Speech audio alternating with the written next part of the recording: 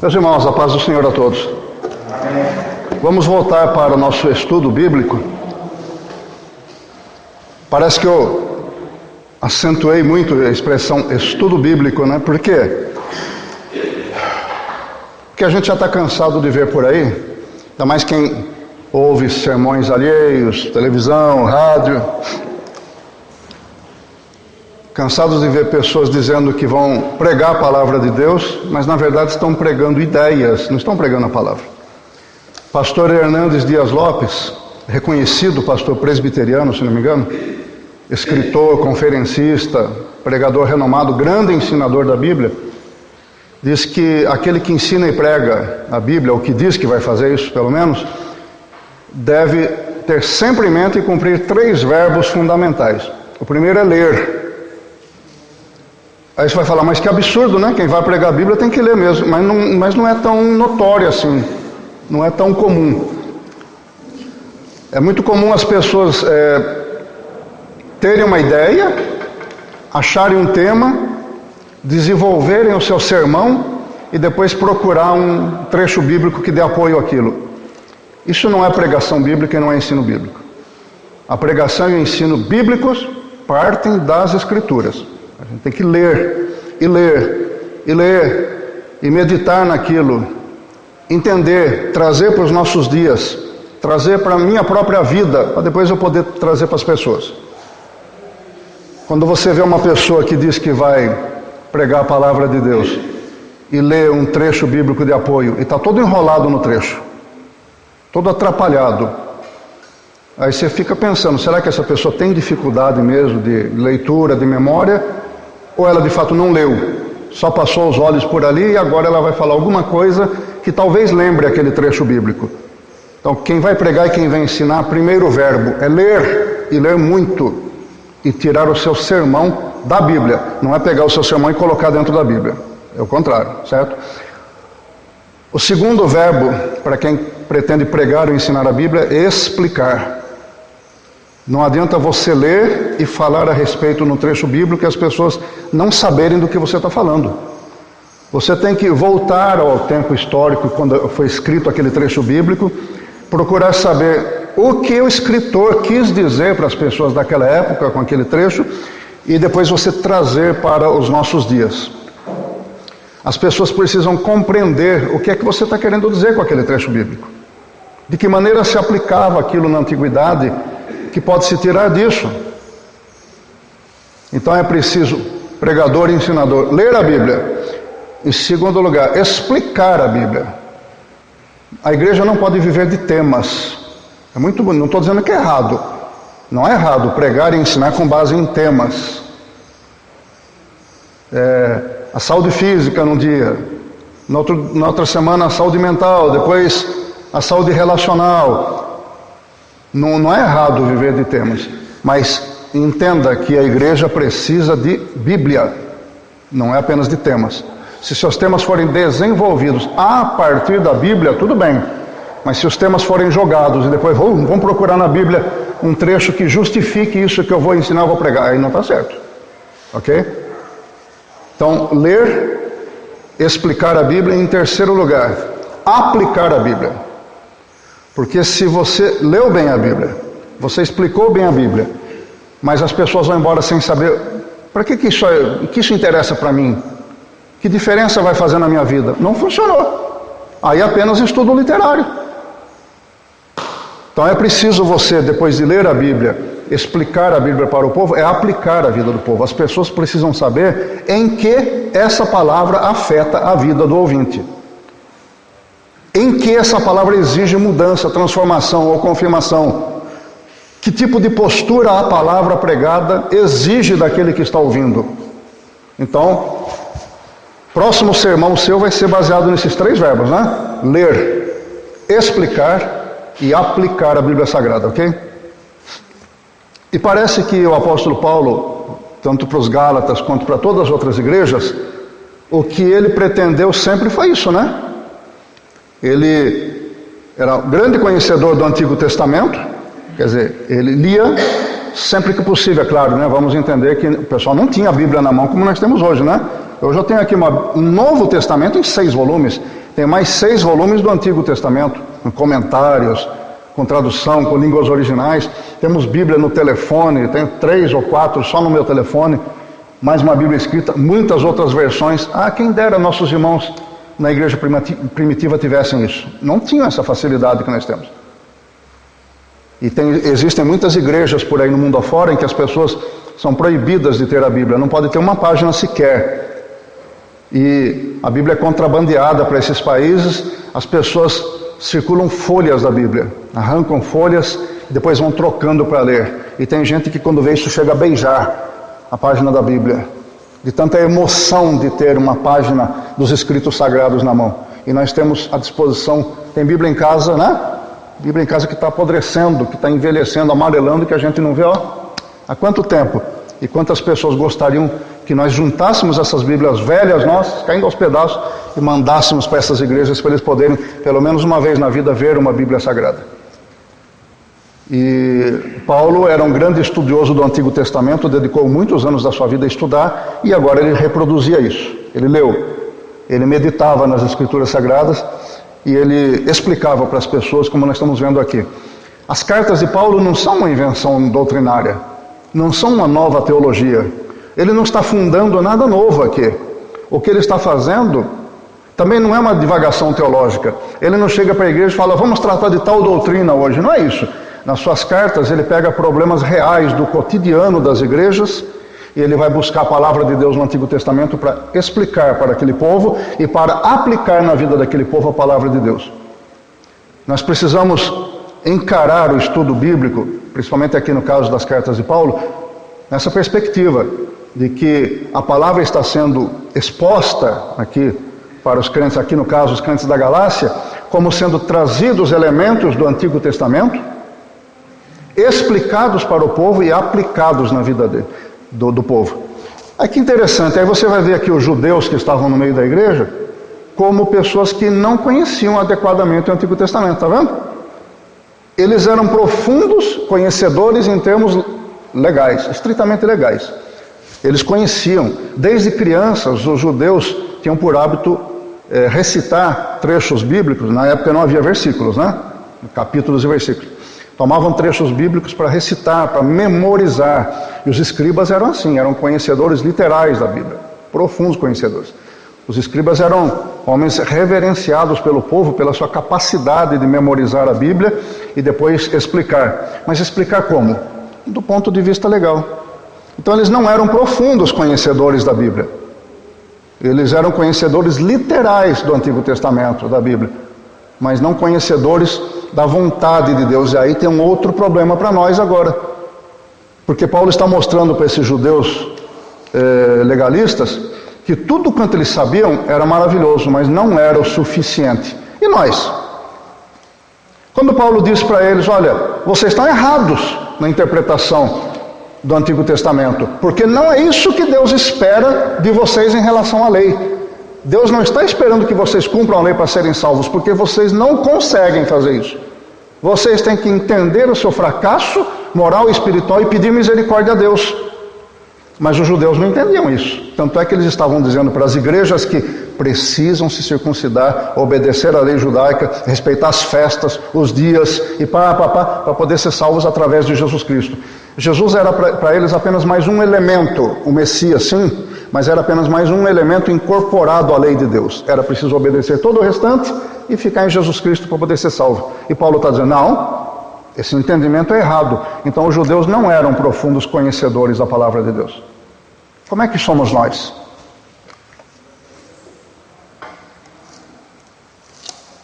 Nós somos o quê?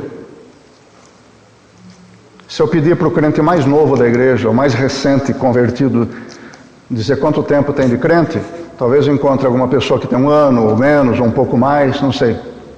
Aí, para essa pessoa, a gente não vai exigir muito, certo? Claro, né? A pessoa tem que evoluir, porque Bíblia não é ler a Bíblia num ano.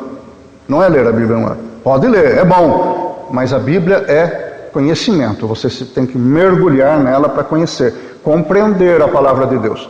Nós estamos como os judeus que decoravam a Bíblia, que liam a Bíblia. Eu tenho que ler todo o Antigo Testamento até o fim do ano. conhecia literalmente a Bíblia, ou nós somos conhecedores da vontade de Deus que está na Bíblia. Porque se nós sabemos apenas o que está escrito, nós não somos melhores do que os judeus do tempo de Paulo. Nem de jeito nenhum. Talvez sejamos até piores, porque agora nós temos todos os dias à disposição gente ensinando, pregando, temos Bíblia, como eu falei, Bíblia de montão, temos sermões na internet, nós podemos telefonar para o pastor quando nós tivermos dúvida, o WhatsApp da Escola Dominical está à disposição, faz 4 anos que eu tenho falado isso, para tirarmos dúvidas a respeito da Escola Dominical. Como ninguém usa, então eu acho que está todo mundo sabendo perfeitamente aquilo que está estudando. Então eu digo com isso que se nós não somos profundos conhecedores da Bíblia Sagrada, da vontade de Deus, então nós estamos em situação pior do que a dos judeus do tempo de Paulo. Porque nós temos tudo à disposição. Como diz o mineiro, nós temos a faca e o queijo na mão. É assim? Temos a faca e o queijo na mão, mas a gente está ignorando que o queijo é gostoso.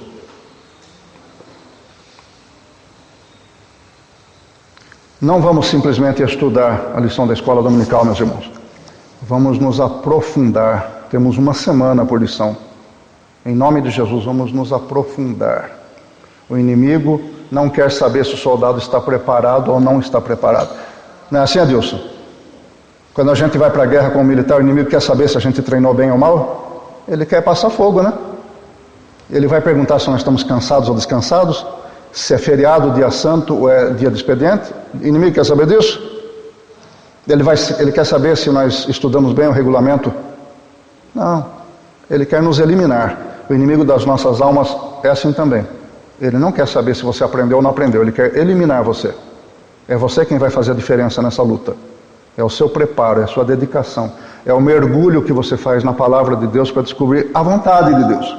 Não é descobrir o que está escrito, é descobrir o que Deus quer com aquilo que está escrito. Porque o que está escrito, os judeus sabiam de cor e salteado. Eles só não sabiam o que Deus queria falar com aquilo. Você sabe? Você sabe o que Deus quer dizer com o que está escrito? Eu não estou dizendo que eu sei. Estou dizendo que nós estamos numa posição que temos que mergulhar na palavra de Deus. É um desafio que Deus espera de nós.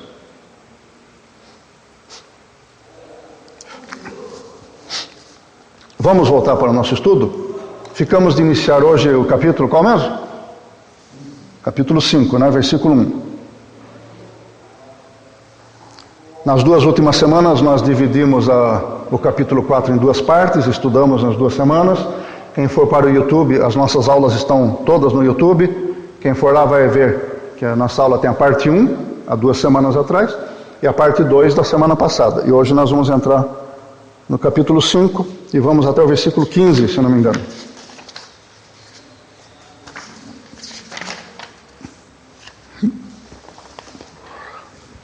Hoje eu vou desafiar você com 3 trechos bíblicos. Desafiar retoricamente, tá? Não é para você se levantar e... Onde eu pego esse professor? Não, calma. Desafiar para você pensar. Controle-se, meu irmão, por favor. Bom, antes de iniciarmos o capítulo 5, vamos lembrar que os judaizantes no meio da igreja estavam pregando que os judeus, os cristãos gentios, tinham que se circuncidar para serem salvos. Aí você vai falar, mas e as mulheres? Não podiam se circuncidar. Circuncisão é uma questão masculina. E as mulheres? O que fariam? É a mesma pergunta que se faz para o Antigo Testamento, né? Se a circuncisão era um sinal de pacto do povo de Israel com Deus e a mulher não podia se circuncidar, qual é a posição da mulher então no pacto com Deus? A resposta é pela fé. Se a mulher não pode se circuncidar, ela vai para o inferno? Não. Por que ela permanece no pacto com Deus então? Pela fé. Se ela permanece no pacto com Deus pela fé e não pela circuncisão, então por que o homem tem que se circuncidar? Assim é hoje também, né? Não são os ritos e não é a obediência estrita ao que está escrito que nos salva, mas é a fé na obra do Senhor Jesus Cristo. Eu me lembro de ter falado diversas vezes aqui que a fé tem 2 componentes vitais para a nossa vida. A fé tem 2 componentes. O primeiro é fidelidade, o segundo é confiança. Ou pode inverter a ordem, não tem problema. São 2 componentes, confiança e fidelidade. É preciso confiarmos no Senhor e é preciso nós sermos fiéis ao Senhor. Porque não adianta confiar, porque confiar até o diabo confia. Ele sabe que tudo que Jesus fez e fala é a mais pura verdade. Mas ele é fiel ao Senhor? Não. E nós não conseguimos ser fiéis sem depositar a confiança toda no Senhor. E os judeus queriam que o povo da Galácia se circuncidasse e que guardasse todas as cerimônias. Então a circuncisão ali não era o sinal da circuncisão que os judeus exigiam para a salvação. Na verdade, era a aderência ao judaísmo que era expressa na circuncisão. Então os judeus queriam que os crentes da Galácia, de Corinto, de Roma e outros lugares se circuncidassem para demonstrar com isso que estavam aderindo à lei escrita de Deus. Passassem a acreditar que eles tinham que cumprir a lei permanecendo em Cristo para serem salvos. Isso Paulo está combatendo. E Paulo vai acabar dizendo, em outras palavras, para os nossos irmãos da Galácia, que é a operação do Espírito Santo que passa a viver no interior do crente, quem vai abolir o cumprimento de toda a lei escrita e fazer com que no cotidiano a lei seja cumprida através de um preceito muito importante que Paulo fala aqui, o amor pelas pessoas e o amor por Deus. Nós vamos estudar isso então a partir de agora. Outra coisa que Paulo aborda muito aqui é a questão da liberdade, porque as pessoas estavam acusando Paulo e a igreja dizendo, não, mas se vocês se derem essa liberdade sem a lei, quem é que vai normatizar a vida de vocês para vocês não caírem na libertinagem? Essa liberdade vai descambar para a libertinagem, porque não tem lei. Não tem lei para reger, é uma anomia. E Paulo vai mostrar que não é bem assim, e nós vamos estudar também. Vamos lá então para a leitura. Gálatas 5, 1 a 15. Para a liberdade Cristo nos libertou. Permanecei, pois, firmes, e não vos dobreis novamente a um jugo da escravidão. Eis que eu, Paulo, vos digo que, se vos deixardes circuncidar, Cristo de nada vos aproveitará. E de novo testifico a todo homem que se deixa circuncidar, que está obrigado a guardar toda a lei. Separados estáis de Cristo, vós, os que vos justificais pela lei. Da graça, decaístes, ou tendes caído. Nós, entretanto, pelo Espírito, aguardamos a esperança da justiça que provém da fé. Porque em Cristo Jesus nem a circuncisão, nem a incircuncisão vale coisa alguma, mas sim a fé que opera pelo amor. Corrieis bem? Quem vos impediu de obedecer à verdade? Esta persuasão não vem daquele que vos chama. Um pouco de fermento leveda a massa toda. Confio de vós no Senhor que de outro modo não haveis de pensar. Mas aquele que vos perturba, seja quem for, sofrerá condenação. Eu, porém, irmãos, se é que prego ainda a circuncisão, por que ainda sou perseguido? Neste caso, o escândalo da cruz estaria aniquilado. Oxalá se mutilassem aqueles que vos andam inquietando. Porque vós, irmãos, fostes chamados à liberdade, mas não useis da liberdade para dar ocasião à carne. Antes, pelo amor, servi-vos uns aos outros. Pois toda a lei se cumpre numa só palavra, a saber, amarás o teu próximo como a ti mesmo. Se vós, porém, vos mordeis e devorais uns aos outros, vede, não vos consumais uns aos outros. A partir do versículo 16 é um assunto bastante amplo, e nós vamos tratar então em outra aula por causa da sua amplitude. Não caberiam os 2 assuntos numa aula só, mas eles são assuntos correlatos. É continuidade desse assunto, assim como este assunto de hoje é continuidade daquele da semana passada. Bom, Paulo diz para os crentes da Galácia que eles devem permanecer, pois, firmes. Aqui, permanecer firme é um verbo só, em grego. Quer dizer que não se deve titubear. É o verbo steka. Aqui está escrito como stekete na sua Bíblia, em grego. Stekete, ou steka, é o verbo. É não ser negligente. É não ficar vacilante. Então, permanecer firmes na liberdade não se deixa abalar de jeito nenhum. Como dizia Lutero, fiquem vigilantes, apeguem-se à liberdade que Cristo deu para vocês, libertou vocês, porque aqueles que, olha o que Lutero disse, aqueles que se mostram negligentes não podem conservar esta liberdade. Isto é, aquele que for negligente com a liberdade que tem em Cristo, corre o risco de perder essa liberdade. Mas se você for ver, você vai falar, puxa vida, então Lutero não era calvinista. Isso não interessa. Interessa o que está na palavra. Porque quando Lutero diz aqueles que são negligentes não podem conservar essa liberdade, está de acordo com o que Paulo escreveu aqui ou não? Eu entendo que esteja de acordo. Quando ele diz assim, para a liberdade Cristo nos libertou, permanecei pois firmes e não vos dobreis novamente a um jugo da escravidão. Dobrar-se novamente porque eles eram já escravos. Os judeus eram escravos dos preceitos legalistas, da lei mosaica, e os não-judeus, os gentios, eram escravos do pecado, escravos do paganismo. Paulo vai provar em outras circunstâncias, como no começo da carta aos Romanos, que até os gentios eram escravos da lei. Por quê? Porque a lei de Deus, como ele diz, está escrita nos corações de todas as pessoas, e as pessoas têm uma consciência disso. O problema é que elas vão apagando a consciência quando vão se entregando ao pecado, mas elas ainda são sujeitas à lei. A lei de Deus ainda é exigente com relação às pessoas, conhecendo ou não conhecendo Jesus Cristo. A lei de Deus está permanecendo no coração. Eu não estou falando a lei de Moisés, a lei cheia de cerimônias, de toque, não toque, faça, não faça. Estou falando da lei eterna de Deus, como escreve Salomão, dizendo que Deus colocou a eternidade dentro do ser humano. Ele não falou que é dentro dos crentes. Ele diz que é dentro do ser humano. Então todo ser humano nasce com a chama de se voltar para o eterno, para a eternidade, se voltar para Deus e ter correspondência com Deus. Todo ser humano nasce sentindo a necessidade de se corresponder com Deus. Conforme o tempo vai passando e vai pecando, vai tomando consciência do pecado, perdendo a inocência, e aí vai entrando na condenação. E entrando em condenação, precisa ouvir a palavra da salvação. Pecou. E quando a Bíblia diz que todos pecaram e estão destituídos da glória de Deus, não está falando só dos judeus, está falando toda a humanidade.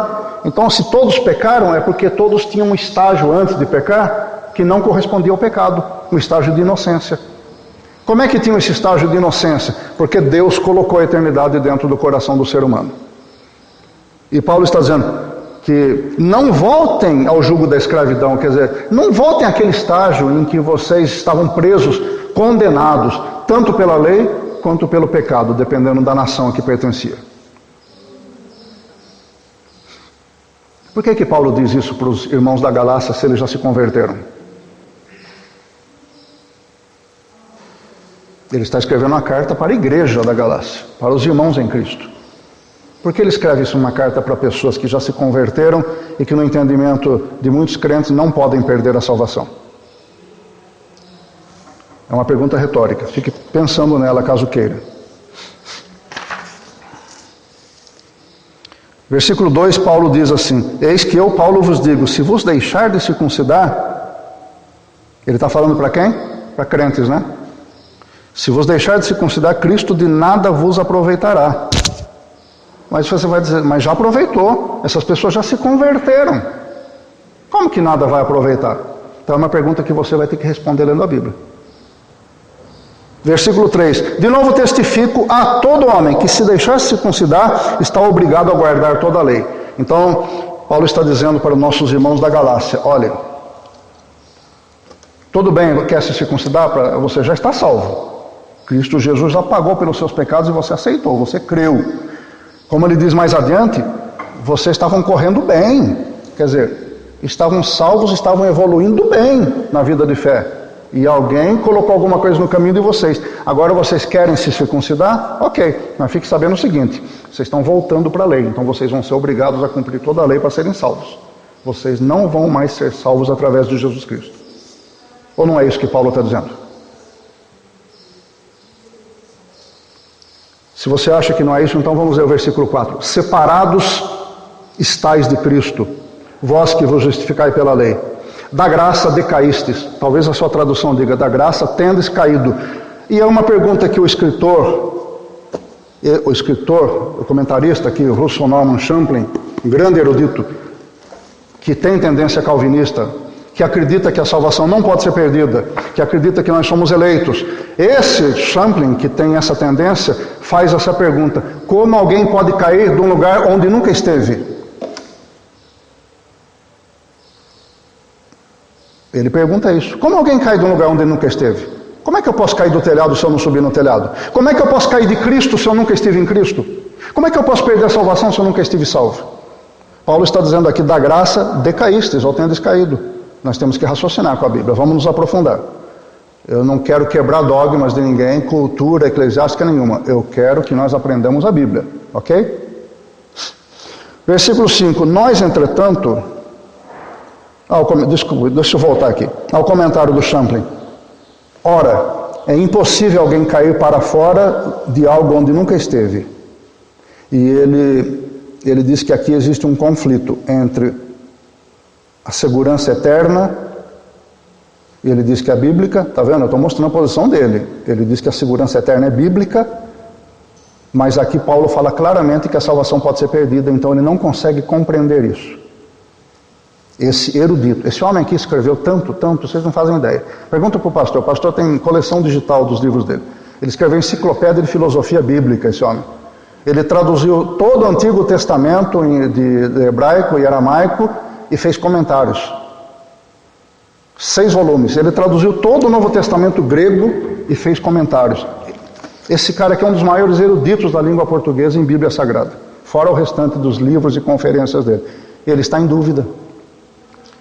Como é que a gente pode ter certeza de uma coisa que a Bíblia não assegura, e nós vemos pessoas aqui que passaram a vida estudando e ensinando a palavra de Deus e têm dúvidas nisso? Eu, particularmente, não tenho dúvida. Vocês já sabem a minha posição. Eu não tenho dúvida. Mas esse homem aqui tem dúvida. Por quê? Porque ele crê que a pessoa não pode perder a salvação. E quando ele lê um versículo desse aqui, em que Paulo diz: vocês caíram da graça, vocês perderam a salvação, se vocês querem justificar pela lei. Ele fica em dúvida, ele mostra aqui, não com essas palavras, mas ele mostra que ele não consegue explicar isso e que é uma coisa que só Deus vai poder nos explicar no futuro. Eu não tenho dúvida quanto a isso, mas eu acredito que aqui a maioria tenha, como esse erudito tem também. Versículo 5. Nós, entretanto, pelo Espírito, aguardamos a esperança da justiça que provém da fé. Por que Paulo fala dessa esperança aqui? É muito interessante, né? Vamos sair desse assunto tenso, e nós vamos voltar depois, mas vamos sair desse assunto tenso para falar dessa esperança. Por quê? Ele fala da esperança no seguinte aspecto: os judeus tinham a esperança de cumprirem toda a lei de Deus para serem salvos. Eles se esforçavam para conhecer todos os detalhes da lei e meticulosamente observar cada um deles. E com isso merecerem a salvação, merecerem o perdão dos pecados e merecerem para o céu. Então eles tinham essa esperança, que nunca se cumpria. Eles diziam que tinham essa esperança. Era uma esperança intelectual, tola. Não era uma esperança espiritual. Por quê? Porque a esperança espiritual tem confirmação do Espírito Santo. Tem confirmação da palavra. Eles tinham só uma esperança intelectual. Aquela esperança obliterada das pessoas que estão vendo que a casa está pegando fogo, o mundo está acabando, não tem mais escapatória, e diz: eu ainda tenho fé que vai dar certo. Fé baseada em quê? Muitas vezes é só uma fé intelectual. A pessoa quer se convencer de que aquilo pode ser esperado. Por quê? Para ela não se destruir, para ela não se acabar emocionalmente. Então ela fica alimentando uma ilusão. Quantas pessoas alimentam a ilusão própria? Tem quantas pessoas? E os judeus alimentavam essa ilusão. Então eles tinham esperança de ser justificados pela lei. Uma esperança nunca espiritual, apenas intelectual. Que tipo de esperança você tem, meu irmão, minha irmã? A sua esperança é meramente intelectual? Ou você tem uma esperança arraigada no Espírito Santo que mora dentro de você, que confirma isso? Porque, gente, os judeus eram milhões. Os judeus tinham eruditos, tinham pessoas de destaque. Paulo foi ensinado por um dos maiores ensinadores eruditos da época dele, um tal de Gamaliel. Esse cara é reconhecido na história dos ensinos até hoje.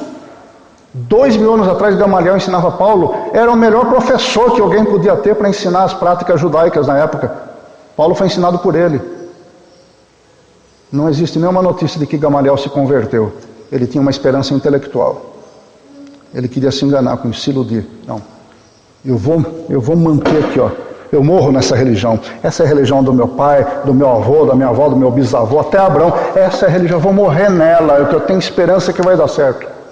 Não é assim com muitos religiosos hoje em dia? Não é assim?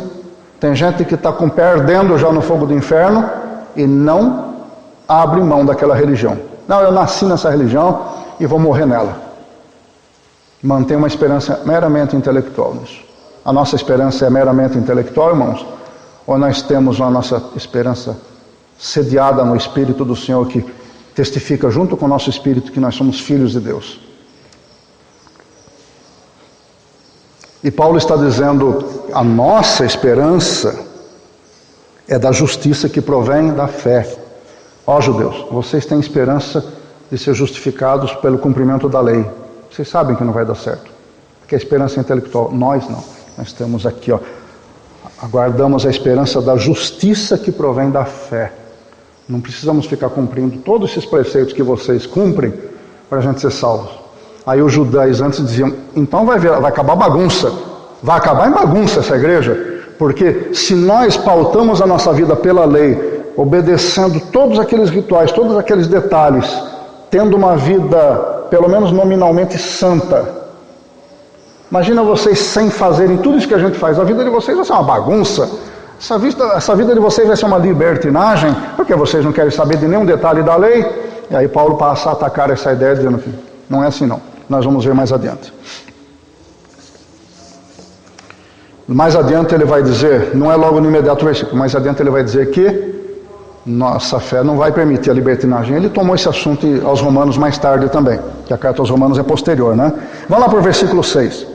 Ele diz que em Cristo Jesus nem a circuncisão nem a incircuncisão vale coisa nenhuma. Isso quer dizer, do ponto de vista salvação, se os nossos irmãos da Galácia e até vocês, até nós aqui quiséssemos nos circuncidar hoje, a circuncisão, ela por si só, algum de nós aqui pode se circuncidar? Pode. Vai para o inferno por causa disso? Não. Então por que Paulo está dizendo que não deve se circuncidar, que senão vai perder a salvação? Porque a circuncisão para eles estava se referindo a um conjunto religioso. Eles não estavam se circuncidando por motivos de higiene pessoal, culturais. Estavam se circuncidando para mostrar aderência à lei de Deus. Então se algum de nós se circuncidar aqui agora, eu vou para o médico fazer cirurgia, eu quero me circuncidar. Vai fazer diferença na minha vida? Não. Só um pouquinho. Não vai fazer diferença nenhuma, desde que essa circuncisão não seja com motivos religiosos. Pois não, mãe?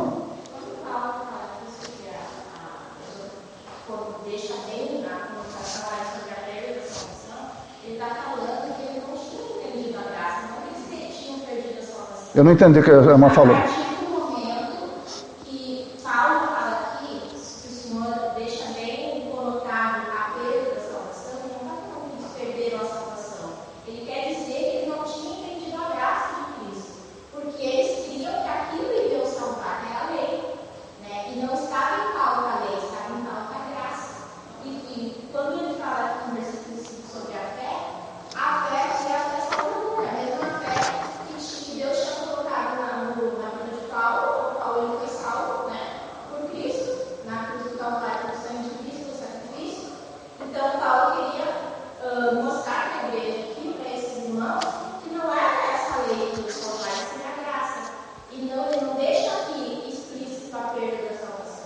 Entende? Ele diz que vocês não entenderam a graça e a lei que vocês creem não irá salvar essa circuncisão. Então, no seu entendimento, se eles se circuncidassem, não iam perder a salvação.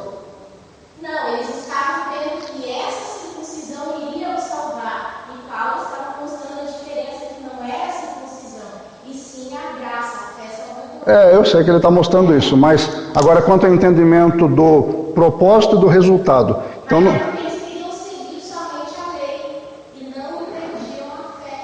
Eles não entendiam a graça. Essa é a diferença aqui, né? Ah, tá. Então, quando ele diz que da graça decaíste, significa que eles não tinham entendido a graça ainda. Não, mas isso não está explícito na Bíblia, que eles não tinham entendido.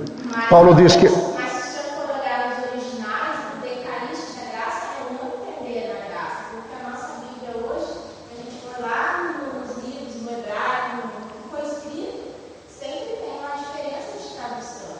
Mas quando ele volta aqui na fé, ele queria dizer a fé salvadora, não isso aí que vai salvar. Porque eles não entendiam, eles queriam apenas ser salvos pela circuncisão, que era o que eles acreditavam. Eu entendi. Essa é a sua interpretação. Eu entendi a sua interpretação. Eu não concordo com ela. Eu acho que... Não tem problema. Nós estamos aqui para debater, eu estou falando que Paulo, quando diz isso, que ele quer mostrar a diferença da graça, né? E da lei para eles, porque eles não entendiam, eles continuaram não entendendo. Eu entendi.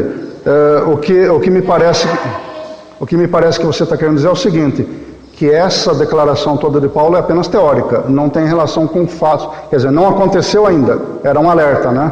Então... Sim, para eles, porque ele estava explicando para esses judaizantes, eles não queriam entender. Tanto que eles continuavam vivendo ali e queriam continuar com aquela lei. Né? E Paulo mostra que existe a graça de Cristo, essa fé. Né? Então vocês não entenderam essa graça. Entendi. Queria mostrar que essa noção Eu entendi. No ponto de vista da irmã, então, esse discurso de Paulo é apenas teórico. No entendimento dela, nada disso estava acontecendo. Paulo estava advertindo. Estava acontecendo. Eles estavam dizendo que eles seriam salvos pela lei, por causa da consciência da graça. Essa é a diferença. Tá, então não existia o risco deles perderem a salvação, porque era só um problema de entendimento. É isso que você quer dizer? Se eles tivessem sido salvos pela graça, eles tinham entendido a graça e não estavam dizendo que eles tinham que cumprir a lei. Eu entendi seu ponto de vista, só que não existe comprovação bíblica para isso, né? É apenas uma opinião. Bom, vamos ver o que Pedro... Eu entendo. Vamos ver o que Pedro fala, então, segunda carta de Pedro. Viu que valeu a pena? A gente precisa provocar nosso raciocínio, entendeu? Não é simplesmente aceitar passivamente o que alguém diz, o que está escrito na revista, o que é ensinado aqui. Não é? A gente precisa botar o raciocínio para funcionar e arguir.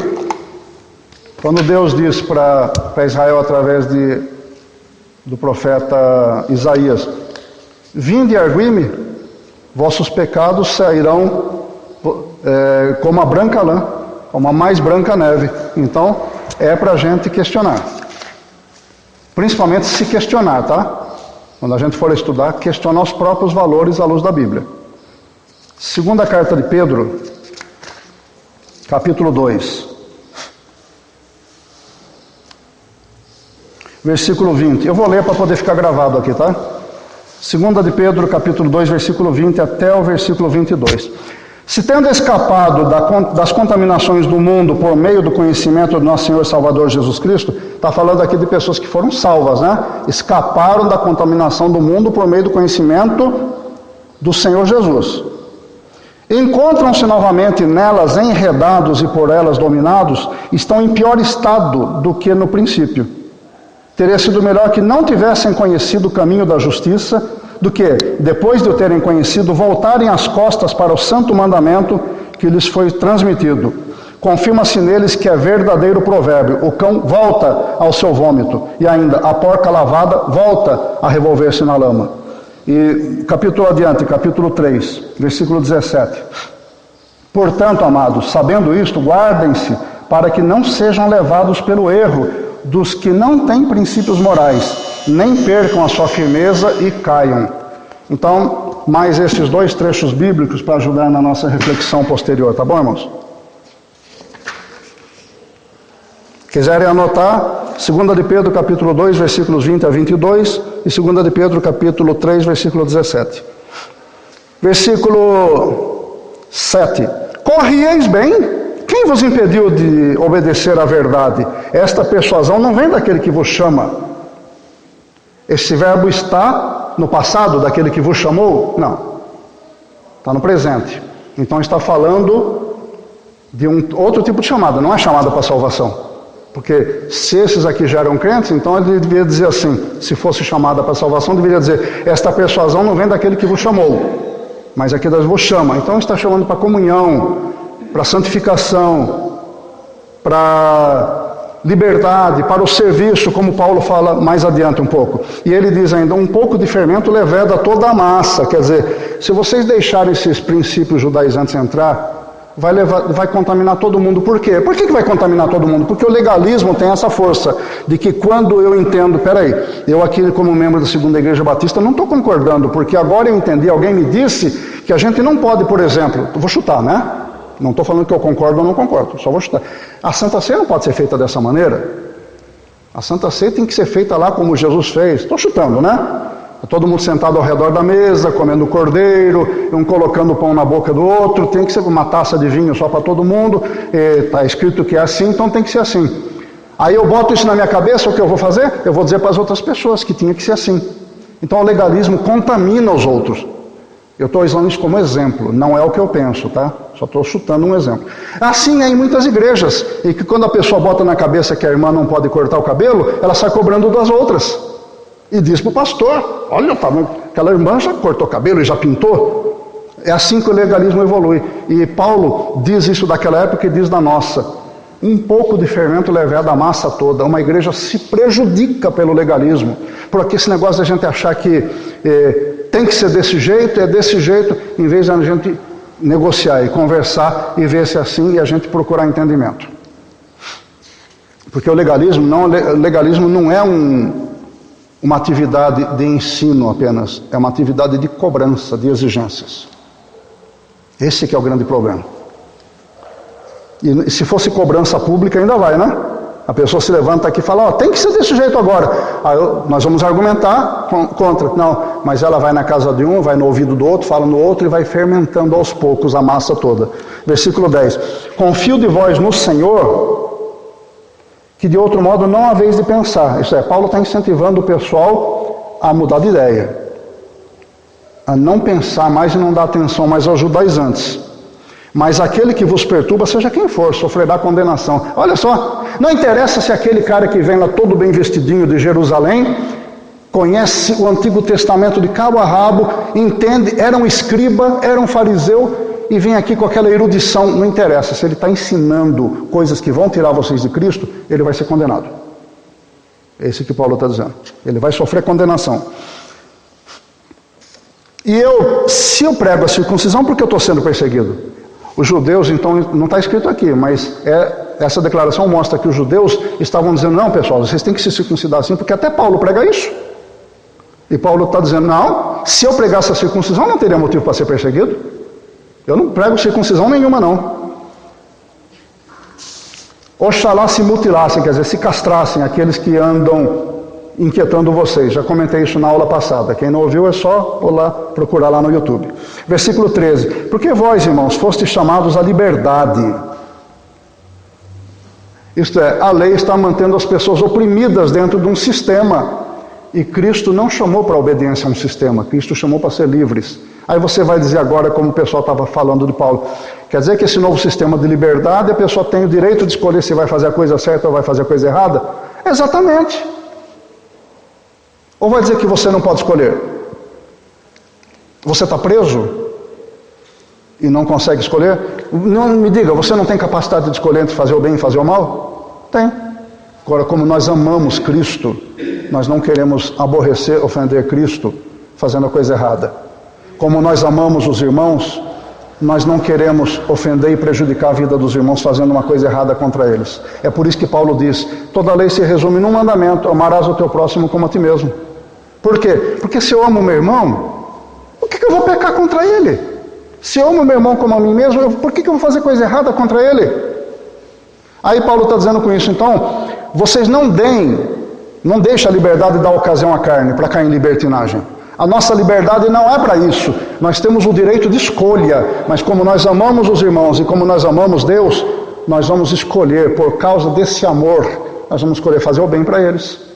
Porque se nós não fizermos o bem para os irmãos com as nossas escolhas, nós estamos mostrando que nós não amamos de fato. É só declaração, não é fato. E se nós não amamos os irmãos, nós ainda estamos presos à lei. Não estamos livres. O que Paulo quer dizer com isso? Que a verdadeira liberdade nos coloca a favor dos nossos irmãos. a favor do plano de Deus. Essa é a verdadeira liberdade. Aí ele diz assim, antes, pelo amor, servivos uns aos outros. E aí o exercício dos dons espirituais de que nós falamos no estudo aos Coríntios. Usar os dons, empregar os dons espirituais para nós prestarmos serviço uns aos outros. Acho que nós já voltamos muito ao estudo dos dons, não é necessário, né? Falar alguma coisa aqui. Mas o seu dom tem que ser empregado em benefício da igreja e dos irmãos. Edificação uns dos outros. Qual é o seu dom espiritual? Você quer saber mais sobre isso? Volte à aula que está lá no YouTube sobre os dons espirituais.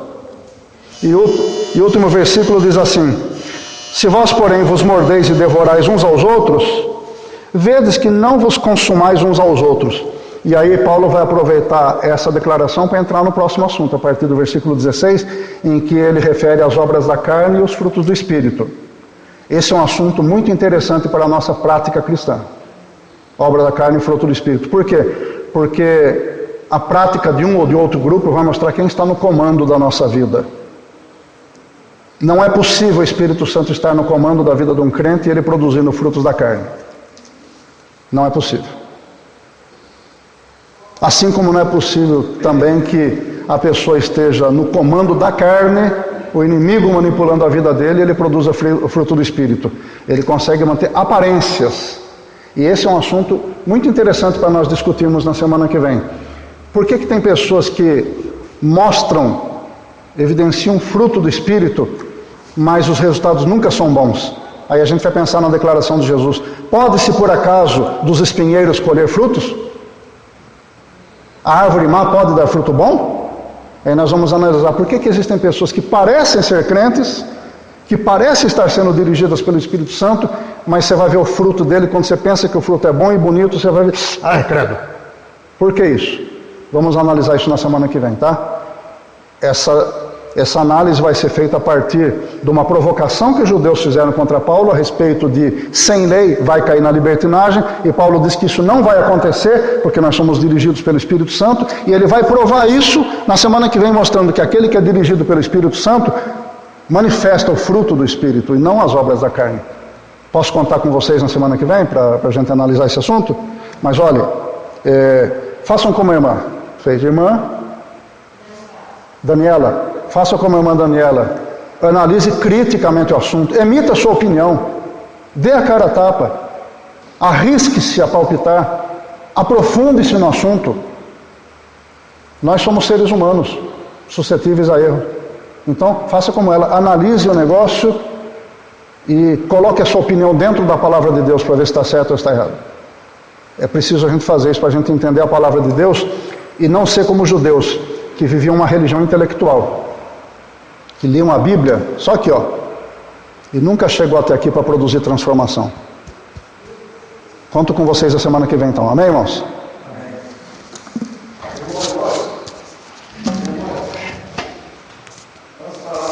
Pode falar, eu estou desligando aqui.